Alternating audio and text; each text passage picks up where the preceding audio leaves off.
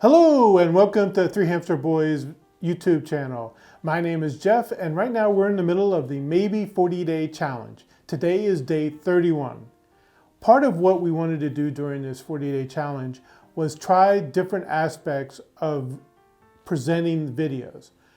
Today we're going to look at one aspect that's specific to this camera. It's probably in more cameras, but specific for the camera that I bought, that is called time-lapse filming. Everyone knows what time-lapse is. This camera, the Canon EOS M50, has some built-in time-lapse functionality, and there's actually 3 presets for it. I decided to do 3 videos, one video for each of the presets, and then kind of present them and see how different they are. For each one of the different videos, for preset 1, we did the lapse for the pictures of one every second. Oh God, I can't talk. One every second. So if we're doing 30 frames per second, it would take 30 seconds to make 1 second of video.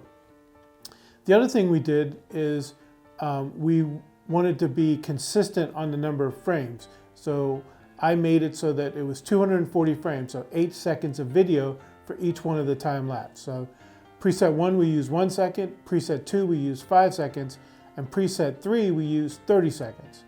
So the recording time for the videos is 4 minutes, 20 minutes, and then 2 hours. With each one of these videos, you'll see that the video is a little bit different. But I'd like to give some context about what we recorded.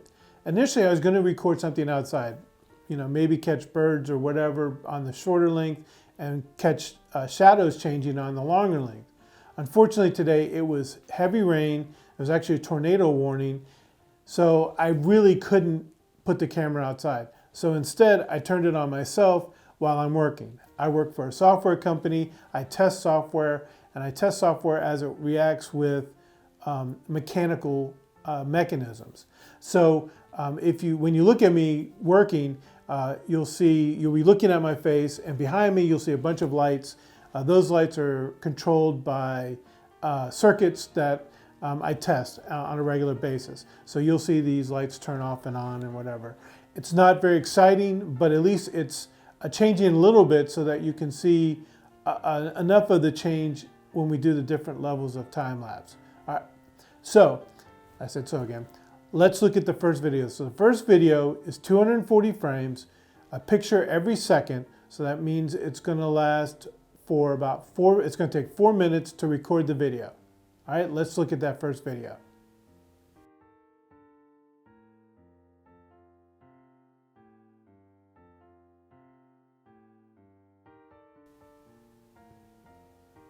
All right, as you can see with 1 second increments, the pace is faster, although I'm not moving that much, but it's not a lot of skipping or motion between each one of the frames. So it looks like continuous action, and it could have a purpose in how we're using it. I'm not sure how I'm going to use it yet, but it made a sense. What it does do for us though is that if we wanted to record something that was 30 minutes long and you did 1 frame per second, then it would decrease how it's shown on video by 1/30 because we normally shoot in 30 frames per second. So a 30-minute action would take only 1 minute to show that video, which is very useful if you're trying to compress a video down a little bit. The next video is every 5 seconds. There's going to be gaps between the pictures, and it's going to take 20 minutes. So it's 20 minutes of watching me to get to 240 frames. All right, let's look at video number 2.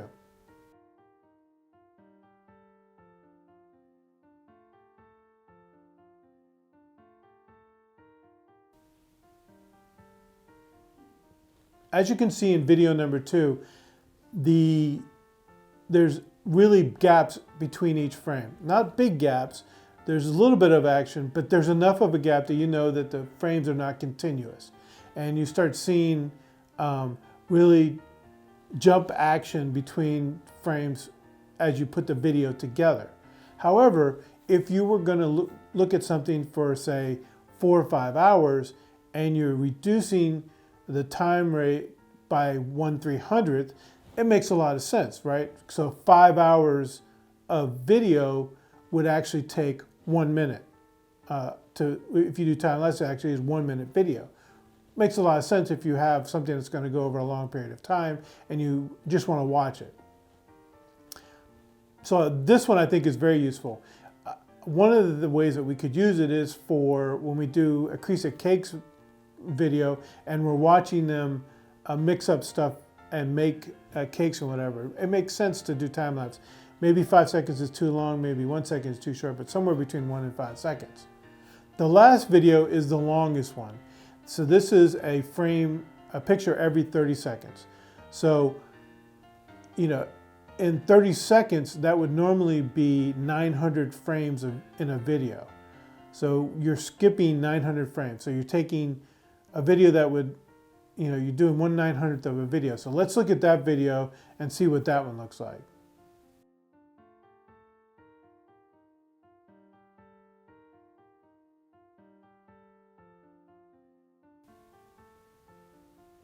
As you can see, there's really big gaps in it. I disappear off the film. The video really jumps around. Even though I'm really focused on my computer and doing my work, there's still gaps, even, you know, little things, even when I'm just sitting there. I think there is a purpose for it. Probably watching me do work is not the best purpose, but if you're watching clouds go by, if you're watching shadows grow, it makes sense that this every 30 seconds can really give you a lot of different action going on in a short period of time.